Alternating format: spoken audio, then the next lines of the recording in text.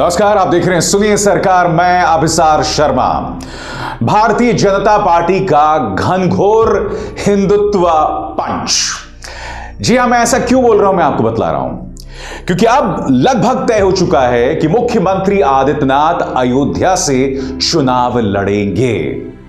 कायदे से वो लखनऊ से चुनाव लड़ सकते थे, अपने गृह जिला या गृह शहर गोरखपुर से चुनाव लड़ सकते थे, मगर अयोध्या से चुनाव लड़ने का मकसद स्पष्ट है कि भारतीय जनता पार्टी को लगता है कि जीत का रास्ता सिर्फ कट्टर हिंदुत्व के जरिए ही होकर जाता है।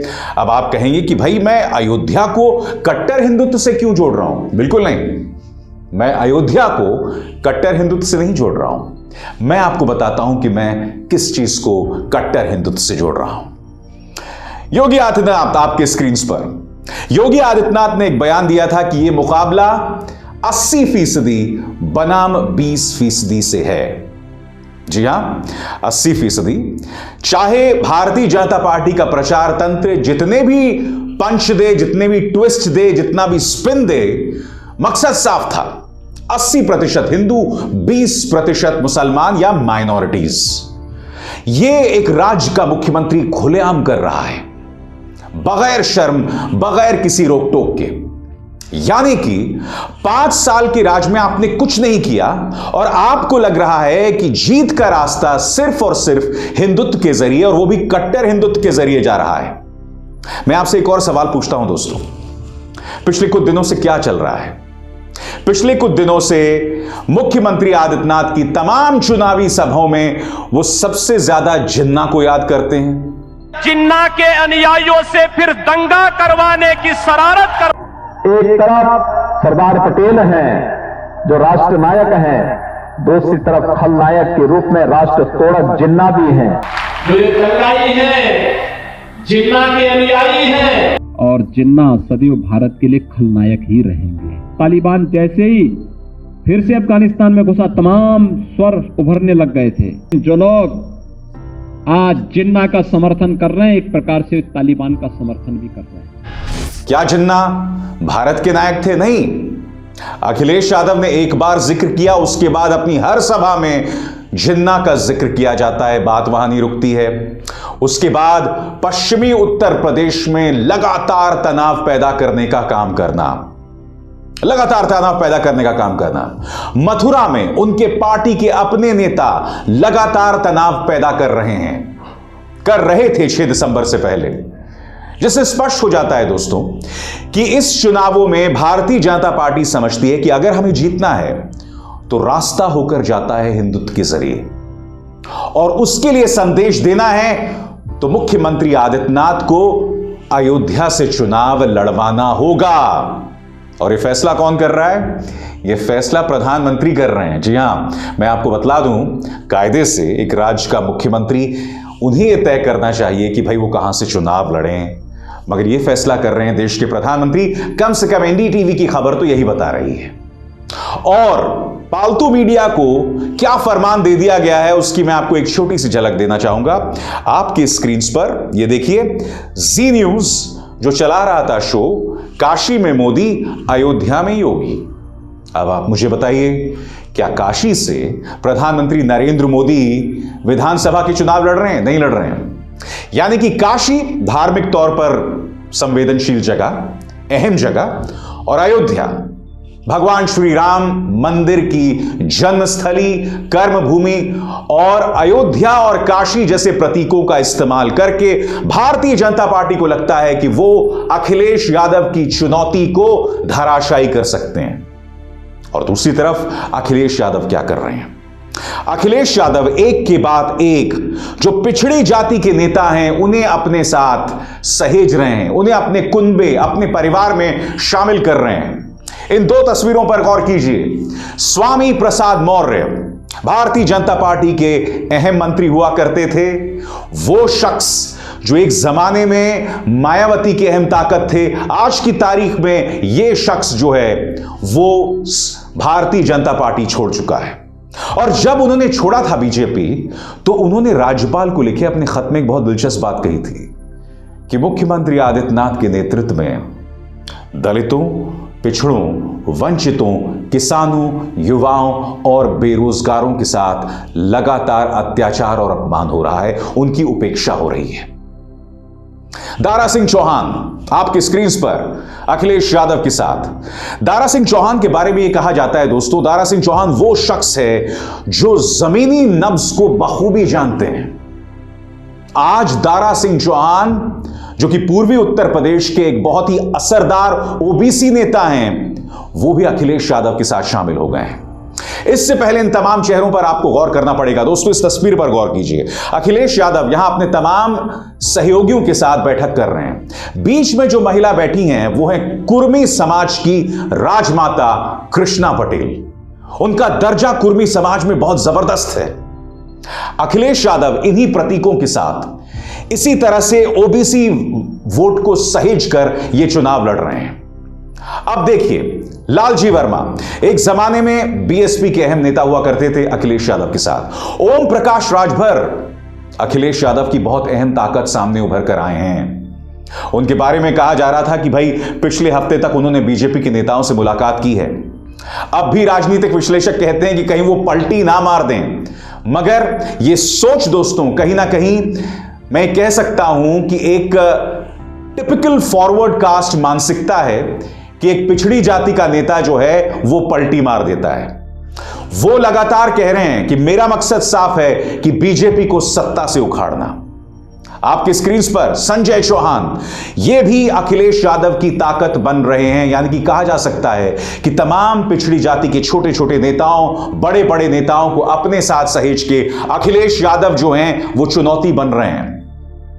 बड़ा प्रश्न, क्या यह मुकाबला मंडल वर्सेस कमंडल है? मगर आपको अखिलेश यादव और योगी आदित्यनाथ के तेवरों में एक चीज साफ तौर पर दिखाई देती है। अखिलेश यादव नौकरियों की बात कर रहे हैं, बेरोजगारी की बात कर रहे हैं। यही नहीं, उन्होंने जो एक नारा दिया है वो ग्रामीण आंचल में जबरदस्त दस्तक दे रहा है, और वो है उनका नारा है कि अगर हम सत्ता में आए तो 300 यूनिट तक बिजली मुफ्त देंगे। और अखिलेश यादव बेशक तमाम जातियों के साथ अपने साथ सहेज रहे हैं, संजो रहे हैं, मगर उन्होंने अब तक एक भी भड़काऊ बयान नहीं दिया। मगर मुख्यमंत्री आदित्यनाथ एक के बाद एक ऐसे ही भड़काऊ बयान दे रहे हैं। मेरा एक छोटा सा सवाल, देखिए, अगर तो ये मुकाबला मंडल वर्सेस कमंडल में है, हिंदुत्व वर्सेस पिछड़ी जातियों की बगावत के बीच में है, तो मेरा एक छोटा सा सवाल, इस लड़ाई को साफ सुथरा क्यों नहीं किया जा सकता? बताइए, क्या मुख्यमंत्री आदित्यनाथ बगैर भड़काऊ बयान दिए, क्या भारतीय जनता पार्टी के नेता बगैर इस तरह की भड़काऊ राजनीति किए अपनी सियासत नहीं कर सकते, अपनी बात नहीं कह सकते? मुकाबला तो तब होगा ना, क्योंकि हमें नहीं भूलना चाहिए कि प्रचार तंत्र इस वक्त पूरी तरह से मुख्यमंत्री आदित्यनाथ के साथ है। मुख्यमंत्री आदित्यनाथ ने वो जो 80/20 वाला बयान दिया ना कि मुकाबला 80% वर्सेस 20% है, उस बयान पर कायदे से चुनाव आयोग को जो है सख्ती करनी चाहिए थी। चुनाव आयोग पूरी तरह से खामोश है।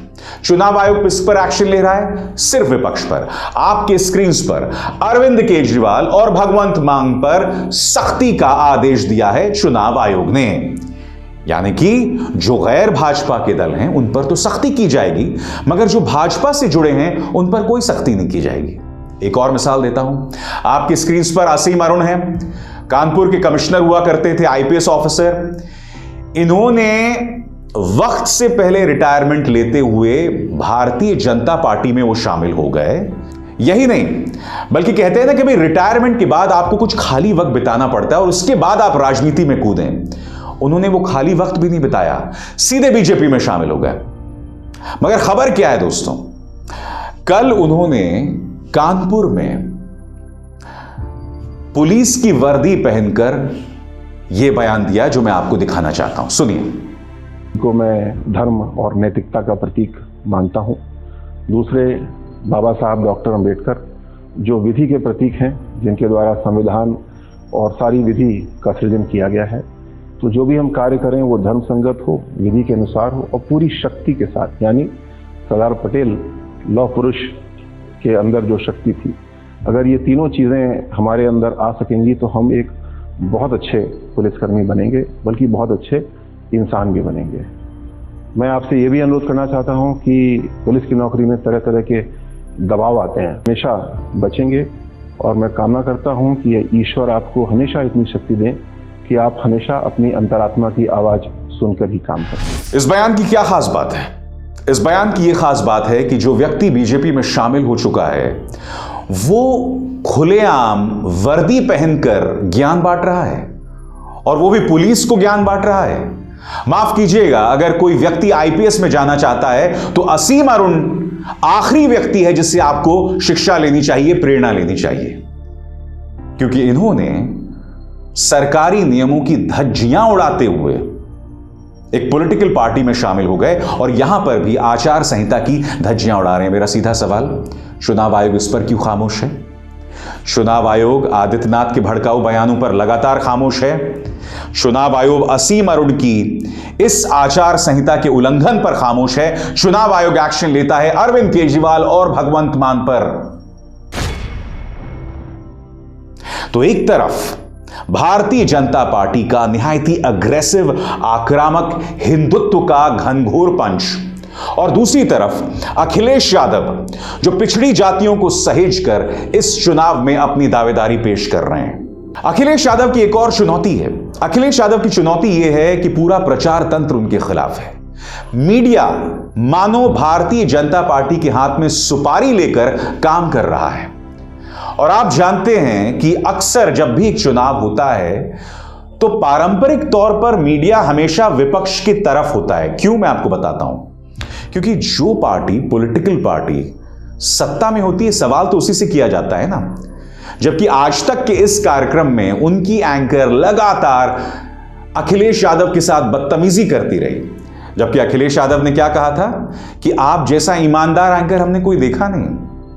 अब तो गोदी मीडिया एंकर्स को ईमानदार शब्द से एलर्जी है। मैं जानता हूं अखिलेश यादव तंज मार रहे थे और उनका तीर सही निशाने पर लगा। मुद्दा यह है कि जो कड़े तेवर इस महिला एंकर ने अखिलेश यादव को दिखाए थे, क्या इसी तरह के कड़े तेवर या अमित शाह के खिलाफ, योगी आदित्यनाथ के खिलाफ या फिर केशव प्रसाद मौर्य के खिलाफ कर सकते थे? मैं आपको एक छोटी सी मिसाल देता हूं दोस्तों। केशव प्रसाद मौर्य से बीबीसी बुनियादी सवाल पूछता है, धर्म संसद पे सवाल पूछता है, और वो किस तरह से बौखला जाते हैं। मैं चाहता हूं आप ये देखें। मैं बात नहीं करता आपसे। नहीं हम लोग इलेक्शन पे बात कर रहे हैं।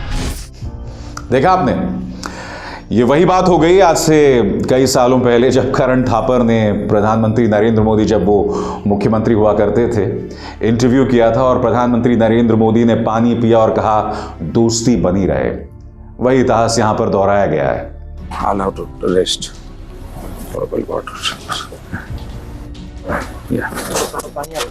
दोस्ती बनी रहे, अपनी दोस्ती बनी रहे।